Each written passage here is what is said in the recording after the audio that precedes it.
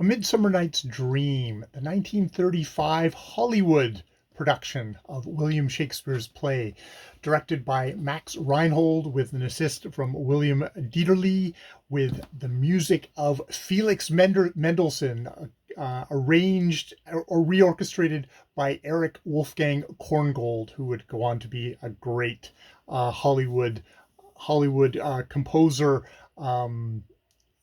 The all this symphonic majesty that you get from someone like John Williams definitely has its origins here. This was a who's who of Hollywood, with James Cagney, Mickey Rooney, Olivia de Havilland, Jean Muir, Joe E. Brown, Dick Powell, Ross Alexander, Anita Louise, Victor Jory, and Ian Hunter. It's actually Olivia de Havilland was not a household name at this point. This was her debut, as I think she was still like in her teens at the time, though actually really well acquits herself as Hermia, one of the female of the lovers in the human lovers in the piece. Mickey Rooney is as Puck is. I feel like I'm on acid when I'm watching him, or he's on something while I'm watching him, because he is so over the top and kind of inhuman. And I guess the way that they were probably aiming for a Puck, this kind of spirit, was not quite operating on human things. And indeed, it is. He is. It's from him that it's what fools these mortals be comes from, this idea of him looking from the outside, Puck looking from the outside. I think he sort of semi ruins the acting in this. Is very much 1930s acting. I've been watching a lot of Hollywood movies from this era, and it's an acquired taste. I think the people like Olivia de Havilland, like the fellow who plays Oberon, there's a certain kind of a staginess to the acting, which actually I quite enjoy, and is fine for Shakespeare. There's definitely some people here who are acquainted with Shakespeare, others who are not acquainted at all.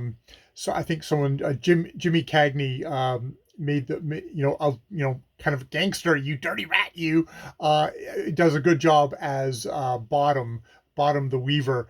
But he apparently reported saying, like, the director wasn't really aware that, like, there's performers there that had no idea what they were saying, especially someone like Dick Powell, who just like, yeah, I'll say whatever you want me to say, I don't understand a bit of it. He was like a singer originally. He was in his crooner stage at this point, and you know is what is winning and kind of game, but maybe not the greatest. Now, the thing where this movie really excels is the just amazing visuals, especially of when we get into the forest and the fairyland. It is There's such haunting images here of Oberon, of Titania, of they had a dancer, Nini, what's the hell is her name? Of course, now I will never find it in the thing, but doing kind of the dancing in here is just is amazing. There's Billy Barty has a small role as a mustard seed, probably quite early in his career, a very famous small person doing just this little bit role, but it's like, oh, that looks familiar. It's like, yeah, okay, that's Billy Barty. Wow, okay. Um, what do I have to say? Yes, the ballet sequences featuring the fairies were choreographed by Bronislaw Nijinsky, and yeah, I think it really shows in kind of just the gorgeous beauty. This actually won in a write-in vote for best cinematography. It did not rock the world.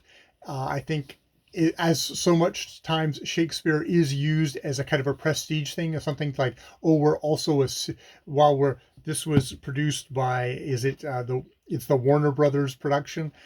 Jack Warner wanted to pick something that was going to give Warner Brothers prestige, and so I thought, oh, we'll do Shakespeare, but did not kind of go over that great, particularly with audiences, and sort of sank like a stone at that time. Though as it's gone on, it has gained more and more respect, I think, because of those amazing images, of that just amazing score. Felix Mendelssohn, in I think it's 1843, actually wrote music specifically for Midsummer Night's Dream. And Eric Wolfgang Korngold does just an amazing job of reorchestrating and using it as the soundtrack for this movie. And having watched a lot of 1930s movies, um, in the drama department, oftentimes there isn't that kind of omnipresent, like always music, but this feels like it's fairly kind of, there's music going on throughout, which a part of which is, I think, there's kind of a musical feel to this play. It is so light on its feet. It is so, where this is about marriage, this is about fancy, that you can have that music there. And I think Korngold was going to take this forward into stuff like Captain Blood and adventure stuff, where it would carry forward the action. And you can see that here as well, where maybe the dialogue wasn't, action films where the dialogue wasn't that important. But yeah, it's striking in kind of visualizing Shakespeare. It's not completely successful, but it's got enough in it that there's images from here that will kind of carry with me, of Cagney's bottom with his head transformed into that of an ass, the fairies, Oberon carrying the changeling child on the horse, him and his dark stuff, his bat-like minions versus kind of all the kind of the fairy, young people, fairy folk swirling around with Titania. It's just like, it's got kind of a gorgeous shimmering feel to it, which I think does capture some of the spirit, some of the strangeness of this forest. That's the thing, is the eerie, strange uncanniness of Titania and Oberon's realm that these lovers have wandered into, and in some ways how love takes you into that realm and it can drive you a bit mad and leave you vulnerable to all these primal forces. So yeah, I quite enjoyed. So that's A Midsummer Night Dream by William Shakespeare, and in this case, by Max Reinhardt and William Dietrich. Yeah, yeah.